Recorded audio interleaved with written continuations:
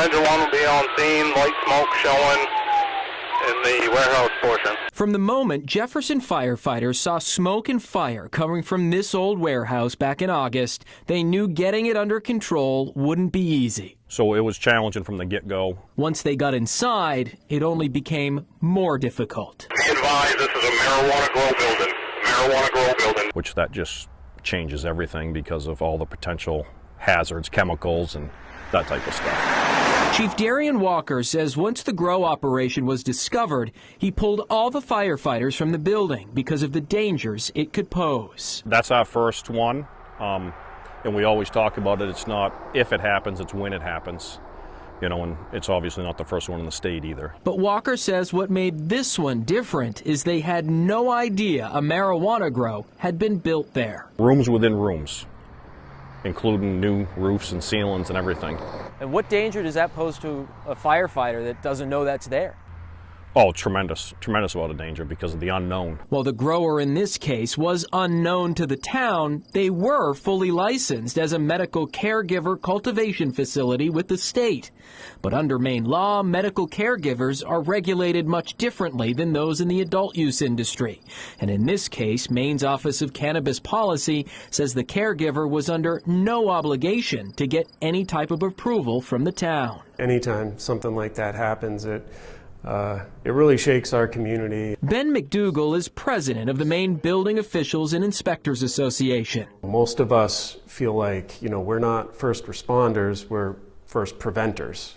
We are the ones that should be preventing these things from happening. Marijuana grows need a lot of electricity, and code enforcement officers say they want to make sure everything from lighting to heat pumps are being installed correctly.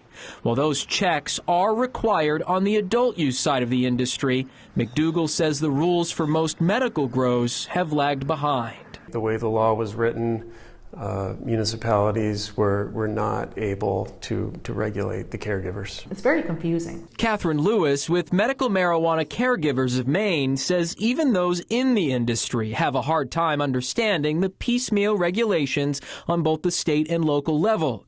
But the organization believes any changes shouldn't compromise caregivers' privacy, especially small at-home ones. There have been concerns in the past that if that information was published, somebody's home address that they may have supplies stored there would then become a target for somebody who wants to break in. Despite those concerns, a law change over the summer eroded some of that privacy. The state can now publish caregiver locations online, meaning municipalities will be able to see if a licensed grower has set up shop in their community. Do you hope that adds a new layer of accountability, an added check? I do.